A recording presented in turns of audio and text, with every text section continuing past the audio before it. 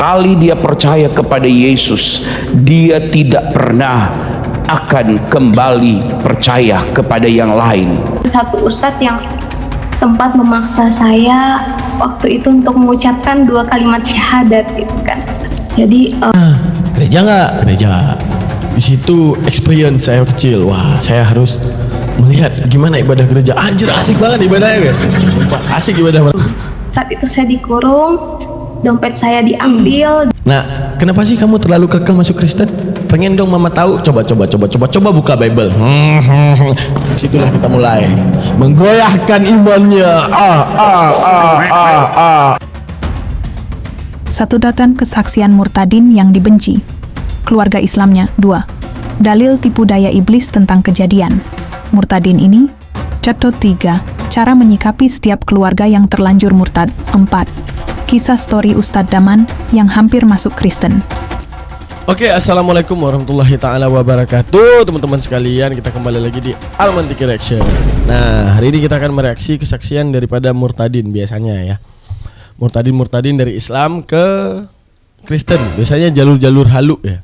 Jalur disembuhin, jalur dapat bayang-bayang, jalur masuk mimpi. Nah, pokoknya jalur halu lah. Cuman untuk kali ini coba kita saksikan dulu, baru kemudian kita mengambil kesimpulan. Let's go. Ya, seorang wanita, dia mengatakan tidak. Sekali dia percaya kepada Yesus, dia tidak pernah akan kembali percaya kepada yang lain. Dia bahkan telah menanggalkan jilbabnya, tidak lagi mau mengenakan jilbabnya. Dia seutuhnya, sungguh-sungguh dia telah percaya kepada Yesus. Itu yang membuat keluarganya sampai mengurung dia, ya, sampai mengambil semua identitas dirinya. Hanya tujuannya mereka ingin membuat supaya dia kembali menjadi Islam dan membaca 2 kalimat syahadat. Namun dengarkan sendiri pernyataan dari seorang wanita muda ini. Selamat menyaksikan. Let's go. Bahkan ada satu ustadz yang sempat memaksa saya waktu itu untuk mengucapkan 2 kalimat syahadat gitu kan. Jadi orang tua saya, Ustadz, ngapain dipaksain, Tad? Orang dia memilih nerakanya sendiri kok. Dia nggak usah dipaksain, karena gini, Allah mengatakan dalam Al-Quran, "Mathaluhum kamathalil ladzi istawqada nara falamma adha'at ma hawlahu zahaballahu binurihim wa tarakahum fi tughyanihim ya'mahun." Apa dikatakan? Mereka itu permisilan, manusia itu adalah permisilan. Permisilan itu permisalan orang yang menyalakan api dengan tujuan mencari cahaya. Dan saat mereka menyalakan api, apakah Allah membiarkan mereka? Tidak. Allah nyalakan api itu agar mereka mendapati cahaya, mereka mendapati penerangan. Lalu setelah penerangan itu ada, tarakahum fi tughyanihim ya'mahun. Mereka meninggalkan cahaya itu, takut terhadap cahaya. Mereka pergi. Akhirnya mereka memilih segala jalan-jalan yang bukan jalannya Allah. Lalu apa yang terjadi? Mereka tercerai-berai dalam jalannya. Karena dikatakan wa anna hadza sirati mustaqimah fatabi'u wa la tattabi'u. Ini Al-An'am 153. Wa la tattabi'u subula fatafarraqa minkum an sabili. Tenang. Saat mereka memilih jalan yang bukan jalan Allah, mereka pasti tercerai-berai. Mereka pasti memilih dan ragu terhadap imannya. Misalnya kita lihat daripada kekristenan ya. Bentar lagi kita bahas. Kita dengerin aja dulu ya. Ini seru nih buat dibahas teman-teman ya. Dimana sebenarnya kita itu punya apa ya? Kalau kita ya, begitu dia masuk Islam dia nggak perlu ragu mau Islam yang mana kan gitu ya. Yang jelas menyembah Allah. Nah, begitu masuk Kristen. Nah, ini agak susah sedikit nih kalau kita bahas dari 1 Korintus 12:3. Bahaya. Nah, daripada bahaya kita nonton dulu nih. saat itu seorang pejabat gitu ya di kota saya, dan kebetulan juga petinggi di kota saya saat itu adalah keluarga saya. Bang Daman ini setengah-setengah ya. Tadi saya bilang masaluhum, mereka itu kayak orang menyalakan api. Artinya apa? Saat mereka mencari kebenaran, Allah kasih kebenaran. Ya, saat mereka sudah dikasihkan kebenaran, mereka nggak mau, wah aku nggak mau cahaya, mereka pergi. Yang dari ayat masaluhum kamasalil ladzi istawqada nara, karena bahwa mereka menyalakan api, apinya terang, mengelilingi haulahu, sekeliling mereka. Ketika mereka udah terang dan dapat kebenaran, mereka kabur, cari kegelapan. Kata Allah, aku saja meninggalkan mereka di dalam kegelapan. Karena apa? Mereka yang memilih sendiri kegelapan yang mereka ingin tersebut. Lalu ngapain kita repot-repot untuk maksa-maksa? Jangan, Pak Ustaz. Biarin aja. Surga butuh orang, neraka juga butuh orang lah. Masa ini lagi perekrutan neraka dilarang larang? Kasih aja. Setidaknya kita udah memberikan kebenaran. Setelah itu nggak usah dipaksa, karena dia yang memilih kesesatan itu, ya kan? Bukan tanggung jawab kita. Let's go. Iya, mereka pun memperlakukan saya seperti orang yang sakit gitu kan, karena mereka pikir saya ini sudah disantet. Saat itu saya dibawa ke para ustadz dan orang pintar. Saya Begitu dia mau murtad, dibawa ke orang pintar, dibawa ke dukun, dibawa ke terserah lah, ya kan? Ya, saya dulu juga pas kecil dibilang hati-hati, karena saya dulu bandel. Saya punya teman namanya Kevin. Nah, dulu pas saya SMP, saya itu dulu orang yang kritis, makanya sampai sekarang saya kritis pemikirannya. Saya dulu si Kevin tersebut, saya pikir gini, ya, ini pas saya kecil nih, pas kecil ya saya udah punya pikiran yang sekritis ini. Kayak contoh gini, untuk apa kita beragama? Itu dari kecil tuh, SMP Bang Daman tuh udah mikir, untuk apa sih kita beragama? Agama itu sama aja kayak kita pilih klub bola. Ya kamu pilih klub itu, saya pilih klub ini, nggak ada yang salah. Bedanya kita cuma beda liga. Misalnya saya pilih Bayern Munchen, ya berarti saya Liga Jerman. Anda pilih Real Madrid, ya berarti Anda Liga Spanyol. Itu doang. Saya kira agama segampang itu. Lalu ketika saya memilih Islam, emak saya menyuruh saya untuk kenal Nabi Muhammad, kenal kenal Allah Subhanahu Wa Taala, mengenal Islam. Ribet banget. Pas saya kecil tuh, kok aku harus Islam ya? Kenapa? Sholat 5 waktu, puasa 30 hari. Belum lagi nanti ini itu pas maulid kita harus, misalnya kan pas maulid masak-masak bawa ke rumah sekolah. Wah, ribet pokoknya. Kalau Islam ribet. Pagi Jumat baca Yasin dan semuanya. Dah. Sedangkan teman-teman nih saya yang SMP yang mereka itu adalah Kristen, ya. Mereka enak banget ibadah Minggu doang. Nah, si Kevin itu pun nggak tahu sekarang dia apa kabar ya, si Kevin. Kalau lagi nonton video ini, semoga lu udah Islam ya. Si Kevin apa kabar? Dia gini, Kevin itu Kristen, tapi dia suka dengan ibadah orang Muslim. Misalnya kayak kami nih, Jumat pagi baca Yasin wal Qur'anil Hakim innaka laminal mursalin. Pagi baca Yasin sampai selesai, itu di hari Jumat. Nah, jadi ada tempat khusus kayak aula, itu khusus orang non Muslim, duduk mereka di situ sampai kami selesai. Tuh, kalau dia cek kagak ada dipaksa-paksa no. Yang non Muslim, wajib baca Yasin, nggak ada. Mereka tuh duduk di aula, mereka nggak boleh keluar aula. Di situ mereka mau ngomong, mau salto belakang, mau ngapain juga, mau putar leher teman, suka mereka di situ ya. Nah, dibiarkan dengan agama mereka masing-masing. Udah, setelah itu saya lihat ya ibadah teman saya, ada yang Hindu, ada yang Kristen. Cuma yang keren nih si Kevin ini. Si Kevin ini dia nggak mau duduk di aula, dia baca Yasin. Ya sampai kayaknya dia hafal Yasin deh.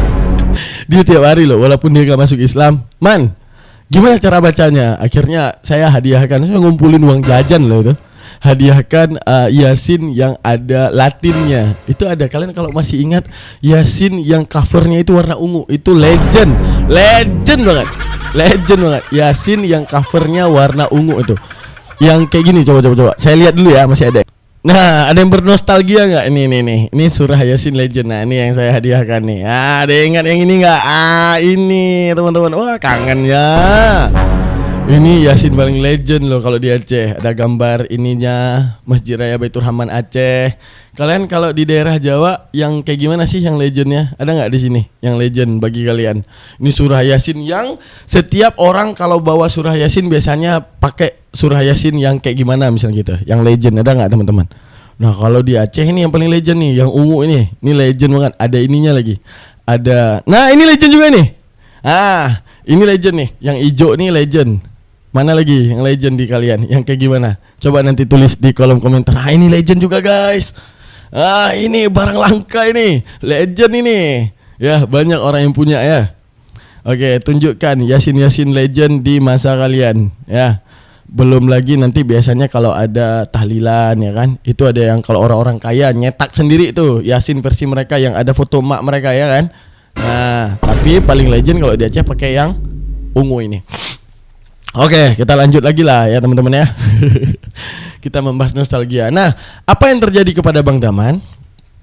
Saya bukan paksa sih, dia bilang, "Man, gimana cara bacanya? Aku mau ikut Yasin." Dia, Kevin itu begitu masuk sekolah kan pakai tas, dia Chinese.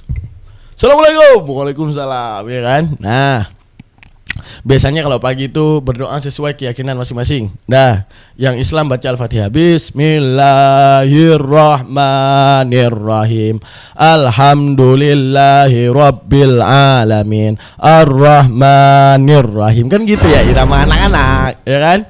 Nah, si Kevin ini ikut. Orang lain pada gini. Pada gini. Dia enggak. Ar-Rahmanirrahim itu Kevin Wawan biasa. Pin, semoga lu yang nonton ini, semoga lu ya. Semoga lu udah Islam sekarang ya. Amin ya. Lu udah menemukan kebenaran. Aku enggak tahu lagi nomor ya. Semoga dia sudah ini. Dah. Terus si Kevin ini juga ikutan baca Yasin dan semuanya. Kadang aku penasaran sama agama, aku tanya, "Pin, apa man? Lu ibadah gimana sih? Lu capek gak? Sehari-hari lu ngapain?" Kagak ada. Gue sebelum sekolah cuma dipaksa mak gue. Bukan dipaksa mak gue, maksudnya disuruh ya. Jangan sampai nanti di framing, maksa-maksa. Bukan. Gue sebelum pergi sekolah, gue mandep langit tuh. Nah, gue lihat ke atas. Wahai Bapa kami di surga, terpujilah namamu, gitu kan. Nah, pokoknya doa Bapa kami kata dia. Oke, siap. Gue capek banget, Pin. Gue bilang, capek gimana nih? Gue ibadah 5 waktu aja kan. Gue ibadah 5 waktu, capek banget. Wah, gue belum bangun subuh, mak gue udah percik-percik air. Kalau nggak bisa ditetesin air pakai ini. Pertama kan gini ya, biasanya saya dibangunin sama emak tuh. "Man, oi bangun, sekolah." "Ya mak." Tidur lagi. "Oi man, bangun." Datang kedua kali. Oke, saya bangun. Tapi tidurnya telengkup versi sujud, pegang bantal guling sujud. Mesti tidur. Ditepuk pantat kan. Wah. Ya kan? Ini nostalgia kalian dibanguni subuh sama emak ya. Apa kabar kalian? Kalian semua yang udah besar tahun 96, apa kabar kalian semua? Masih ingat enggak emak-emak kita dulu bangunin subuh gimana? Ya. Terus datang percik air. Iya mak, masih tidur. Datang kedua, disiram air. Buah, baru kita serasa jatuh ke samudra Antartika, ya kan? Nah, bagi saya pemikirannya itu gini. Saya dulu mengira agama itu ya cuma peraturan hidup. Paham arti peraturan hidup? Lu seorang manusia, kamu adalah seseorang yang dilahirkan, maka kamu harus beribadah sesuai keyakinan agamamu. Tergantung agama apa yang kamu pegang. Ya kalau kamu Hindu ya agama kamu. Ya kalau kamu Buddha ya dengan agamamu. Kamu Islam, terlahir Islam, nasib-nasibmu dapat agama yang berat, kan gitu. Kayak ibaratnya agama ini kayak ngelotre, paham enggak? Pas saya lihat itu di sekolah saya, kalau di Aceh toleransinya keras guys. Jadi kan kalau di Loksmawe itu Katolik sama Kristen aja nyatu satu gereja, karena cuma ada satu gereja di sana. Di daerah Pusung Lama itu namanya. Ada gereja, ada Pekong, kami bilang sebelahnya Pekong. Pekong itu tempat ibadahnya Buddha ya kalau salah ya. Yang ada naga, pagoda dan piramid itu apa? Buddha. Nah gitu. Jadi nyatu tuh. Ini gereja, sebelah sini Pekong. Ya itu satu ya. Pokoknya kayak gitu. Itu nyatu. Setelah itu saya itu mengambil satu pemikiran bahwa ternyata beragama ini ya tergantung nasib-nasiban. Lotre semasa dalam kandungan ibu. Kalau lu di lotrenya Islam ya lu cuma dapat Islam. Kalau lu di lotrenya Kristen ya lu bangga dan tenang hidup lu. Kenapa? Ibadah lu cuma sekali, minggu doang, kan gitu ya. Anjir, kenapa gua lotrenya dapat Islam? Kan gitu ya, berat. Di lotre dapat Islam berat coy. Soalnya 5 waktu. Belum lagi puasa dan semuanya. Capek. Bener, capek guys ya kan. Akhirnya saya berpikir, kenapa gua harus Islam ya? Aku bahkan kecil aja udah bilang ke mama pengen pindah agama, serius dari kecil. Jadi bagi aku peraturan hidup si Kevin enak, dia dapat lotrenya Kristen, enak ibadah seminggu sekali nih. Dan terus Natal mereka party. Pas Natal, belum lagi Natal party ya kan, dibeliin hadiah sama emaknya ya kan. Nah, Natal party. Wah, kalau Islam kayak membosankan banget kan gitu ya. Akhirnya bagi saya itu Islam itu peraturan hidup. Dan agama apapun itu peraturan hidup. Ya kalau lu udah hidup, lu udah jadi manusia, lu ikut mak lu no. Mak bilang lu Islam ya lu Islam. Kalau mak bilang lu Kristen ya Kristen. Nah jadi ibaratnya lu gak akan bisa memilih agama apa yang harus lu tempuh. Yang pokoknya ikut aja, manggut aja pak kata orang tua kan. Nah saya pikirin, Islam, agama itu peraturan hidup. Pertama, saya dari kecil udah kritis guys. Kristen nggak pernah lihat Tuhannya. Mereka cuma lihat patung. Saya masuk gereja tuh Minggu pagi, pura-pura, biasanya di daerah sana kan pesisir ya, pesisir pantai. Pagi itu lihat orang tarik pukat. Tahu nggak tarik pukat kalian? Itu jaring dipasang di tengah laut, nggak di tengah juga sih, agak jauh dari laut, terus narik di belakang. Oh kami pergi tuh pas pagi narik, narik gitu kan. Pulang dari situ, hari itu saya nggak pergi narik. Emang sengaja mau ibadah Kristen, mau lihat gimana. Pagi siap-siap kan, udah ganteng dan semuanya kan. Tapi saya pakai sarung, ya kan? Karena kebetulan orang tua juga orang yang religi ya, saya religius. Pakai sarung keluar ya kan, nggak mungkin curiga orang tua pakai sarung kok keluar. Mak pulang dari masjid, saya ini ya, jangan mandi laut kau. Ya janji mak, nggak mandi laut. Nah ya kan, janji nggak mandi laut. Oke. Nggak boleh mandi laut, kena marah kan. Oke, pakai sarung padahal dalamnya udah ada jeans tuh, udah ada celana, ganti baju. Telepon ke Pin mana, gereja nggak? Gereja. Di situ experience saya kecil, wah saya harus melihat gimana ibadah gereja. Anjir asik banget ibadahnya guys, asik ibadah mereka kan. Saya bandingin dengan kita sholat Jumat duduk dengar khatib khutbah, ngantuk.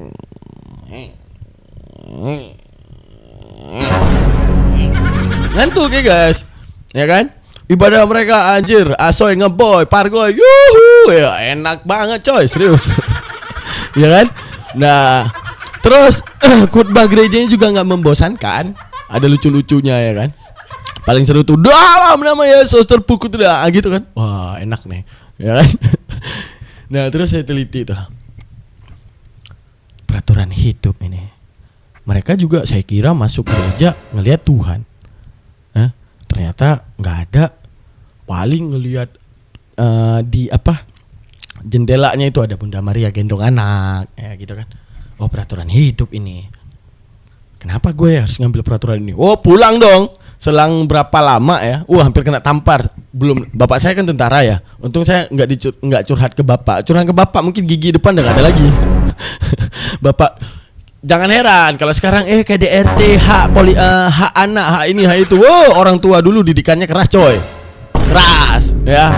Anak kalau dibilang diinjek, tapi semuanya terdidik jadi orang yang berani, kagak LGTV. Nah, jiwa-jiwa yang kuat, ya kan? Nah, membangkang sikit mampu sama bapak tuh, ya kan? Pokoknya dulu kalau anak laki itu kalau punya kesalahan dimek ya ataupun ganjaran, wah udah parah. Anak laki itu dipukul udah kayak dipukul maling ya sama orang tua dulu pas kecil. Nih biasanya yang mengalami ini orang yang di tahun 96, 97, 98 ya, itu range terakhir ya, merasakan hal-hal yang kayak gini nih. Didikan orang tua bagaikan sekolah militer anjay. Dah, saya bilang ke ibu saya, Bu, ya. Kenapa kita harus Islam?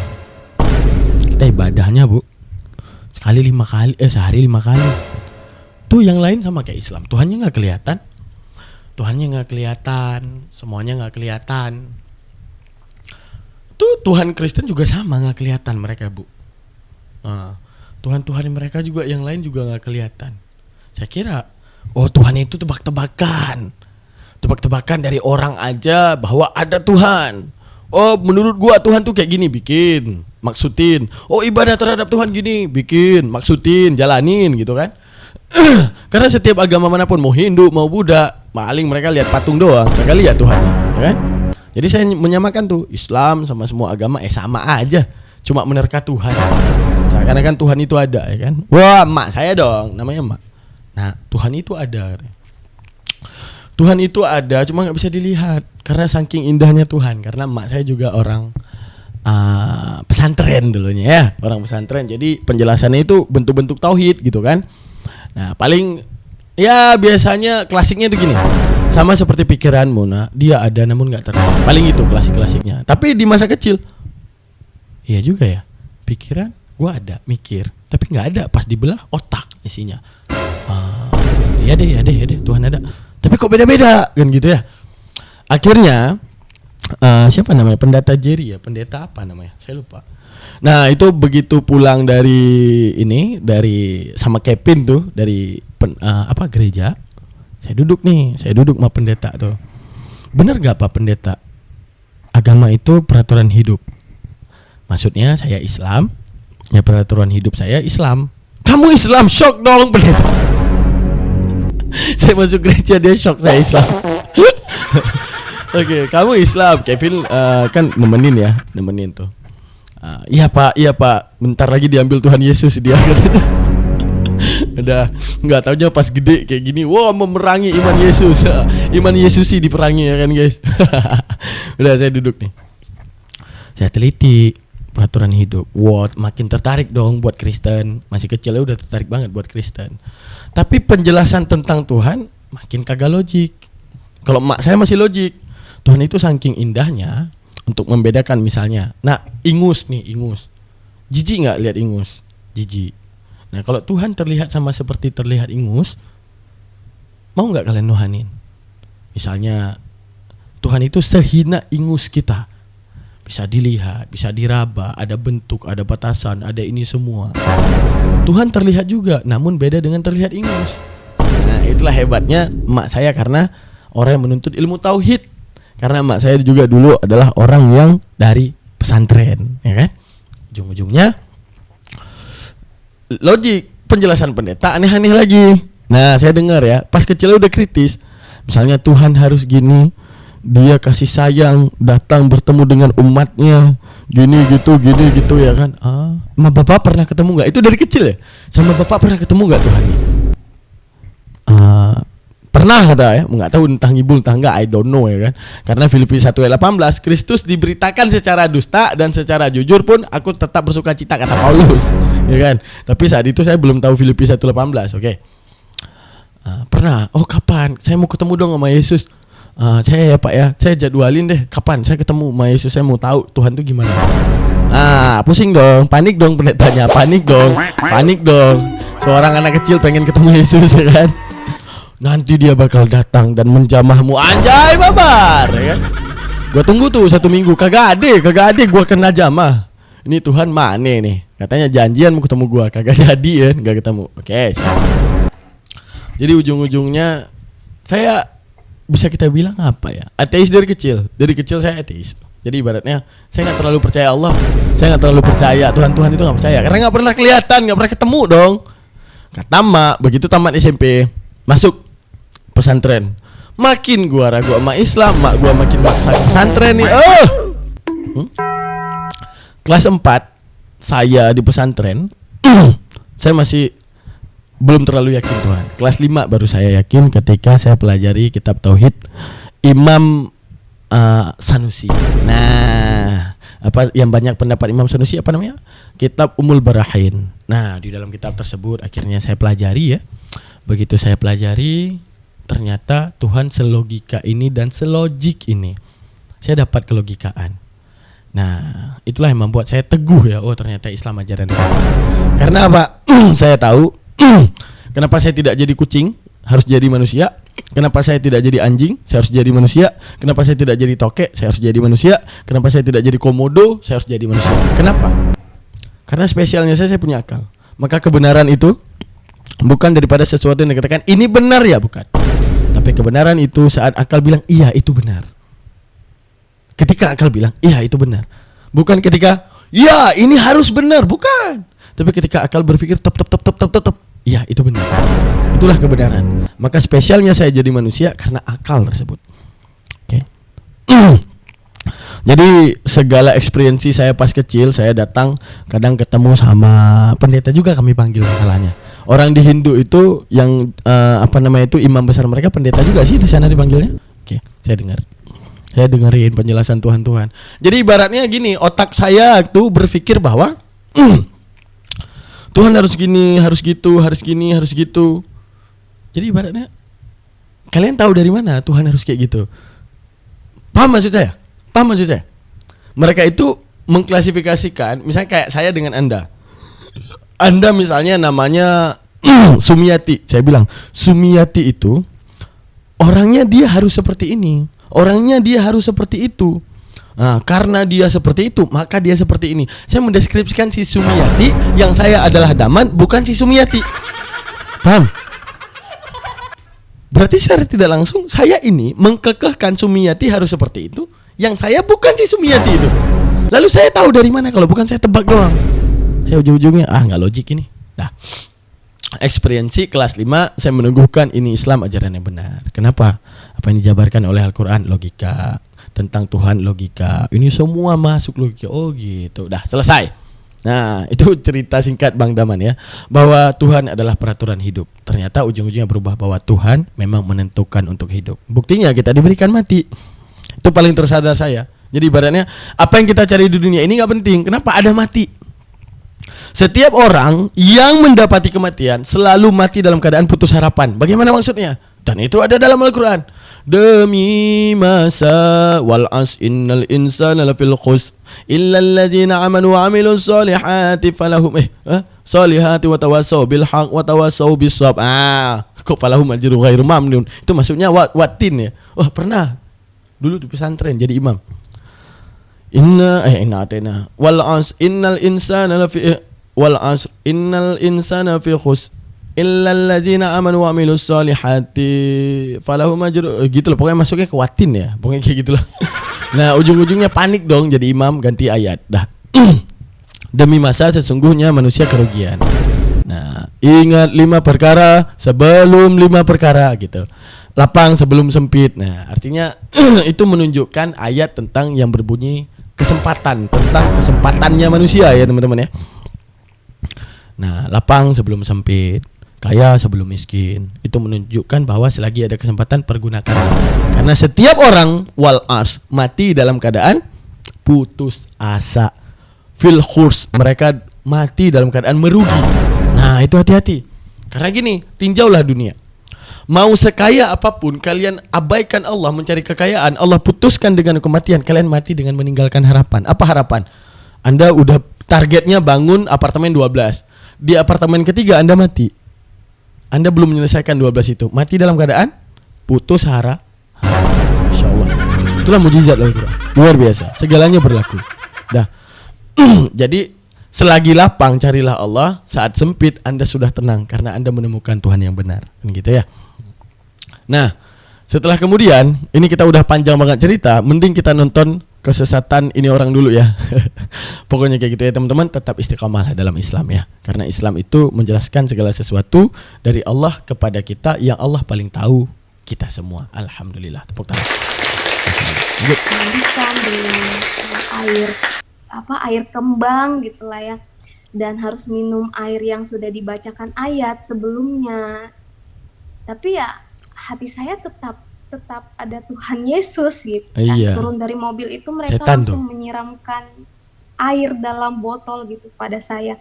Ya akhirnya saya dibawa paksa saat itu masuk ke dalam mobil dan jari kaki saya tuh ditekan-tekan gitu kan. Saya dikurung. Saat itu saya dikurung, dompet saya diambil dan Alkitab saya dibakar. Saya dipaksa untuk sholat kan, mungkin aja saya bisa sholat dengan gerakan sholat seperti biasanya, tapi itu akan percuma. Berarti lagi sholat dia nggak nyembah Allah, nyembah Yesus. Sholat nyembah Yesus dia berarti guys. Nah, dia sholat nyembah Yesus mungkin ya. Gini teman-teman, kita langsung masuk ke data aja ya. Setan kalau udah berhasil ngerenggut kalian, dia nggak akan berhenti. Kenapa? Pertama ya, kita lihat bagaimana janji setan ya. Sebutkan di dalam Al-A'raf ayat 16 sampai 17. Kerongkongan saya sakit banget. Kenapa ya? Bismillahirrahmanirrahim. Qala fa bima a'waitani la'aqudanna lakum siratakal mustaqim summa la'atiyannakum min baini aydihim wa min khalfihim wa an aymanihim wa an syama'ilihim wala tajidu aktsarakum syakirin. Iblis menjawab, karena engkau telah menghukumku sesat, maka saya benar-benar akan menghalang-halangi mereka dari jalanmu yang lurus. Kemudian saya akan mendatangi mereka dari muka dan dari belakang mereka, dari kanan dan kiri mereka, dan engkau tidak akan mendapati kebanyakan mereka bersyukur. Nih, ini ayat ini, kemudian saya ini summa la'atiyannahum min baini aydihim wa min khalfihim wa an aymanihim wa an syama'ilihim, untuk menunjukkan aku tidak akan memberi celah kepada manusia untuk beriman kepada engkau ya Allah, karena aku ingin menyesatkan mereka. Artinya ini adalah kalimat yang berupa sindiran ataupun perumpamaan di mana iblis, ya Allah kasih kekuatanku, kau mempertangguhkanku kan, karena aku tidak mau sujud kepada Adam kan, sedangkan aku tahu kamu Tuhannya. Oke, kalau aku minta pertangguhan, izinkan aku menyesatkan mereka, mereka ke kiri, aku menantinya di kiri, mereka ke kanan, aku menantinya di kanan, mereka berjalan ke depan, aku menantinya di depan, mereka mundur ke belakang, aku ada di belakang. Artinya minta kekuatan. Ya udah, Allah berikan kekuatan. Makanya jangan heran begitu kekeh pengen masuk Kristen, wow itu paling kencang itu kerjanya iblis sesuai keilmuan Islam ya. Kencang kerjanya. Wah, kalian tidur dimimpiin. Yang penting, wah, kalian tidur dimimpiin Tuhan. Dah. Kalian dikasih sakit diberi kesembuhan. Misalnya kalian udah kebayang Tuhan Yesus. Wah, kalian sakit. Datang ke gereja dalam nama Yesus. Sembuh, pasti sembuh. Karena Al-Quran berkata hal tersebut. Apa dikatakan bahwa kekuatan iblis ketika kemudian dia pamit ya untuk menyesatkan manusia, ya Allah tidak menghentikan kekuatannya, ambil saja. Dikatakan lagi ya. Mana ayatnya? Ini yang paling pentingnya, benar-benar yang mengikuti iblis isinya adalah orang yang berada di neraka jahanam. Mana ayat terakhir ini tadi? Nah, qala fabi'izzatika la wiyannahum ajmain. Iblis menjawab, demi kekuasaanmu aku akan menyesatkan mereka semua. Maksudnya, karena kuasamu, aku punya kuasa hari ini untuk menyesatkan mereka. Jadi hati-hati kalian semua ya. Jadi ibaratnya kalau kalian udah mulai ragu dengan Islam, jangan heran kata Al-Quran, ada di mimpi. Kalau sakit disembuhkan pendeta pasti sembuh. Karena iblis sudah bilang. Terus isi kepala kita apa? Halu. Yesus, pasti halu. Karena apa? Iblis udah dapat kita on targeting. Wah, ini target gua nih, nggak boleh lepas nih, ya. Woi, anak buah, ya paman, masuk ke darahnya. So, buatlah darahnya, mengucapkan nama Yesus misalnya, ya kan? Itu sesuai ke ilmu Islam bahwa kalau kita mau melihat ya, ketika orang udah ragu hatinya, pengen memilih Hindu, benar? Yang dimimpikan bukan Yesus pasti, Brahmana, Siwa, Krishna. Karena menunjukkan daripada jalur mimpi, teman-teman. Orang Hindu memimpikan nggak Tuhannya? Memimpikan Tuhannya, ya kan? Memimpikan Brahmana, kadang Dewa Laksmi, kadang Dewa Krishna. Oke, orang Buddha juga memimpikan Tuhannya, Siddhartha Gautamanya. Orang Kristen memimpikan Yesusnya. Menunjukkan apa? Kenapa orang Hindu tidak memimpikan Yesus? Mimpinya justru ke Brahmana. Kenapa? Untuk menunjukkan apa? Inilah kalau kata Al-Quran, selama lu sesat, terserah lu menyembah apa, yang penting jangan nyembah Allah aja, gue udah bangga banget. Yang penting di neraka nanti gue punya teman. Nah gitu teman-teman. Oke teman-teman sekalian, jangan lupa subscribe, like, dan komen. Jangan lupa titipkan komentar buat kalian Islam. Ingatlah kata Allah, masaluhum kamasalil lazis tauqada nara falamma adaa'at ma haulahu zahaballahu binurihim wa tarakahum fi tughyanihim ya'mahun. Berlakulah seperti layaknya Allah. Kalian punya saudara yang murtad, datang kasih tahu kebenaran. Ini kebenaran gini. Ini kebenaran bla bla bla bla bla bla bla bla. Tanya dulu kepada dia, kenapa kamu memilih agama selain Allah? Oh, karena saya memimpi gini. Saya mimpi ketemu Yesus gini. Tuhan nggak ada yang pernah mau ketemu dengan saya kecuali Tuhan Yesus. Langsung bilang, goblok, gila. Sekarang gini, kalau lu jalur mimpi, lu bilang itu Tuhan yang benar. Coba lu pergi ke orang Hindu ya, tanya spiritual orang Hindu, pernah nggak mimpiin Dewa Ganesha, gajah yang berbelalai itu? Ataupun Dewa Brahmana-nya, Wisnu ya, memimpikan Tuhan. Pernah. Kenapa nggak dimimpiin Yesus? Terus Siddhartha Gautama pernah nggak dimimpiin mereka itu tentang Tuhan Buddhanya? Ada. Bukan nggak ada. Terus kenapa nggak Yesus? Kenapa Tuhan yang mereka yakini, Tuhan itu yang dimimpikan? Nih, Al-Quran bilang gini, kasih nampak. Oh, dia masih kekeh pengen tetap Kristen, kasih aja, nggak apa-apa. Zahaballahu binurihim wa tarakahum fi tughyanihim ya'mahun. Maka tinggalkan mereka dalam kesesatan mereka. Maka jangan henti-hentinya untuk memberikan informasi. Tetaplah berlaku baik, karena gini. Orang tua anaknya murtad, ya? Orang tua anaknya murtad, dia membenci anaknya. Anak ini kapan dapat informasi kebenaran? Kalau kita menutup jalan anak ini untuk tahu. Oke, kita sebagai orang tua udah nggak bisa dan nggak punya cara untuk menghadang dia untuk tidak murtad. Kasih aja dulu. Renggangkan jalan. Artinya apa? Mundur 3 langkah untuk maju 1000 langkah. Kasih dia peluang untuk komunikasi. Ya udah, tunjukkan kebaikan kita orang tua. Kita baik, ya. Kita baik. Jadi kita jadi orang tua ya, begitu misalnya punya anak murtad ya. Oke. Nonton Bang Juma catat ya, nonton apologet catat semua dalilnya. Kita buka peluang. Apa peluang? Untuk menyayangi anak kita biar dia dapat informasi tentang kebenaran. Dia udah kekeh akhirnya dia Kristen. Nauzubillah summa nauzubillah.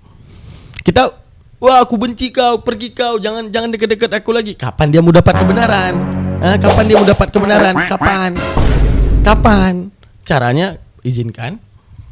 Kalau memang kita udah menghentikan dia nggak bisa berhenti, tetap dia, ya udah. Tapi kita buka jalur komunikasi. Dia tetap kita sayang. Kalau perlu pagi dia mau ke gereja, itu siapin sepatunya, silahkan pergi ke gereja, ini baju dan semuanya. Tapi belajar apologet. Nah, kenapa sih kamu terlalu kekeh masuk Kristen? Pengen dong mama tahu. Coba buka Bible. Disitulah kita mulai menggoyahkan imannya. Ya kan? Buka Bible, nonton Bang Juma suap. Yohanes 1 ayat 1. Misalnya dia, gitu Tuhan Kristen ya. Tapi mama kan pernah baca nih, kayaknya dia hanya hamba Tuhan deh, Kisah Para Rasul 3:13. Dia buka, iya ya, hamba Tuhan ya. Terus Yesus bilang adanya penyesat dalam kitab ini katanya. Ini mana buktinya? Matius 7:22. Matius 7:22. Saya lupa. Terus kan, semua nggak dianggap sama Yesus. Nah, kenapa? Matius 7:22 yang bilang Yesus Tuhan diusir. Yang bernubuat di atas namanya diusir, bermujizat di atas namanya diusir. Ini Kristen semua nih yang diusir. Karena Islam nggak nyembah Yesus. Baru pusing anaknya. Yang penting buka jalur komunikasi dulu sama anak. Setelah itu belajar apologet ibu. Setelah belajar apologet bu, nah lepas itu hajar keimanannya. Yang penting celah untuk berkomunikasi udah enak. Jadi tuh anak nggak bisa emosi. Kalau orang lain kan yang menyampaikan dia emosi. Tapi kalau ibunya menyampaikan gimana dia mau emosi? Terpaksa dong dia harus menjelaskan kepada ibunya. Kok bisa nak kamu beriman? Kayaknya dulu mama sekolahin kamu pinter-pinter deh. Tapi kok 3 itu 1? Kok 1 itu adalah 3? Gimana sih gitu. Jadi pelan-pelan. Jadi tetaplah membangun jalur kasih sayang dengan anak, biar dia bisa dapati informasi kebenaran. Setelah itu tembak-tembaklah kebenaran tersebut yang membuat dia paling kurang apa? Dia bakal nanya ke gereja, bakal nanya ke pendeta. Pendetanya kalau blunder, mampus. Ujung-ujungnya apa? Dia kembali ke Islam. Oke teman-teman, jangan lupa subscribe, like, dan komen. Jangan lupa titipkan komentar. Jangan lupa ditunggu dukungan kalian di rekening di bawah ini ataupun di link deskripsi pakai link donasi, yaitu di link Saweria. Bye. Assalamualaikum warahmatullahi taala wabarakatuh.